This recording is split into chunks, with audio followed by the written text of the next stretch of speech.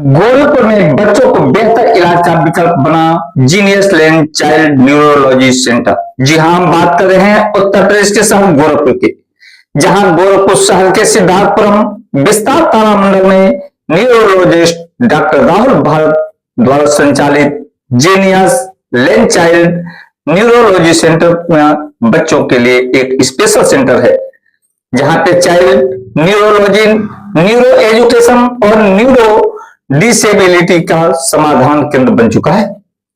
गोरखपुर आए डॉक्टर राहुल भरत ने कई बच्चों के अभिभावकों से मिलकर के उन्हें एक जागरूकता के साथ अपनी सलाह भी दिया, जिसे आप स्क्रीन पे साफ साफ देख सकते हैं। बात करें तो जागरूकता कार्यक्रम का आयोजन बाल रोग विशेषज्ञ डॉक्टर प्रमोद नायक के द्वारा किया गया था। वही मीडिया से बातचीत में डॉक्टर राहुल भरत ने कहा कि विकास संबंधी समस्याओं वाले बच्चों की जरूरतें अन्य बच्चों की तुलना में अधिक होती हैं। जीनियस लेन की बहुविषयक टीम में डॉक्टर शामिल हैं, जो कई न्यूरोलॉजिकल समस्याओं का निदान करते हैं। हम ईमानदारी और निष्ठापूर्वक पारदर्शिता के साथ अथक परिश्रम करते हुए हर एक बच्चे की विशिष्ट आवश्यकताओं को पूरा करने के लिए अद्वितीय उपचार योजना प्रदान कर रहे हैं।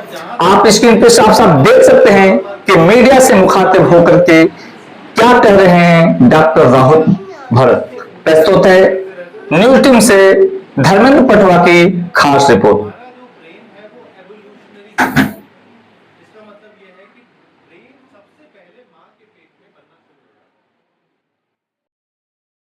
है हाँ, शुरू करिए।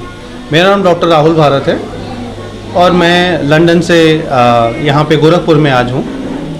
तो गोरखपुर में पिछले 2 साल से डॉक्टर प्रमोद नायक जो हैं वो एक चाइल्ड डेवलपमेंट सेंटर रन कर रहे हैं। हमारी कोशिश ये है कि जो बेस्ट प्रैक्टिस है विदेशों में वही सर्विस यहाँ गोरखपुर में प्रोवाइड हो। तो जिन बच्चों में ब्रेन का डेवलपमेंट सही से नहीं होता है या जिन बच्चों में बच्चे की एक्टिविटीज़ और बच्चों की तरह नहीं है, तो उसका कारण यहाँ बताना हमारा पहला उद्देश्य रहता है। और ऑलमोस्ट 90 to 95% बच्चों में हम डायग्नोज कर लेते हैं कि कारण क्या है और समस्या कितनी है, और उसके बाद हम ये कर लेते हैं कि बच्चे का ब्रेन कहाँ तक बना है और करना क्या है। तो जिन बच्चों में डायग्नोसिस होता है उसमें ब्रेन उस तरीके से नहीं बना होता है जैसे बनता है।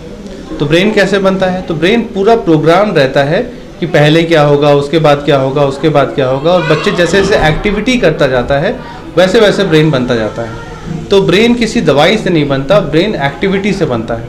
जैसे बच्चा जो है पैदा होते समय माँ के गर्भ में है, पानी में है, एक्टिविटी कर रहा है, 9 महीने वहाँ रहता है। उसके बाद साल भर जो एक्टिविटी करता है उससे बच्चा चलना शुरू करता है, समझना शुरू करता है, देखना शुरू करता है, फिर बच्चा बोलता है, फिर बच्चा खेलता है और उसका सोशल डेवलपमेंट होता है, फिर पढ़ाई लिखाई आती है और फिर व्यवहार आता है। तो ये चीज़ें ब्रेन में वायरिंग की तरह होती हैं। वायरिंग अगर सही है तो बच्चा सिचुएशन में कैसे करेगा वो आसान हो जाता है। कुछ रोकथाम होगा क्या? कुछ रोकथाम जिसको बीमारी बोलना सही नहीं होगा, क्योंकि हर चीज़ जो बीमारी होती है उसका मतलब है कि कोई ऐसी चीज़ है तो दवाई से आप सही कर सकते हो। तो अगर किसी कारण से ब्रेन डेवलपमेंट नहीं हुआ है तो समझना है कि किस कारण से है, और अगर किसी दवाई से वो कारण सही हो सकता है तब हम उसको बीमारी बोल सकते हैं। बट अगर ब्रेन सही से बना नहीं है तो ये सोचना है कि क्यों नहीं बना है और क्या करना है।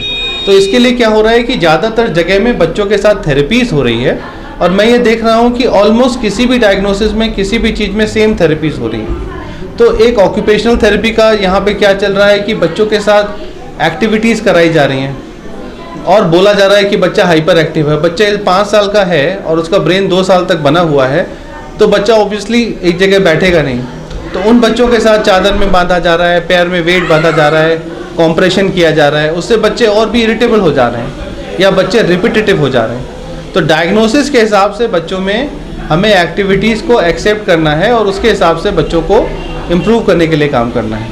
तो यहाँ पे गोरखपुर में जो मेन डायग्नोसिस हम देख रहे हैं वो ऑटिज़म है, और हम देख रहे हैं कि बच्चे में अगर ऑटिज़म है तो बहुत ज़्यादा बच्चे पे अत्याचार हो रहा है, और ये समझा नहीं जा रहा है कि बच्चे क्या कर रहे हैं, कैसे कर रहे हैं। तो यहाँ जीनियस लेन में ऑलमोस्ट 70 से 80% बच्चों में हम वो डिज़ायर्ड रिजल्ट दे पा रहे हैं जो बच्चों में होना चाहिए। और डॉक्टर प्रमोद नायक के गाइडेंस में यहाँ पे बहुत अच्छे से चीज़ों को मैनेज किया जा रहा है। Thank you.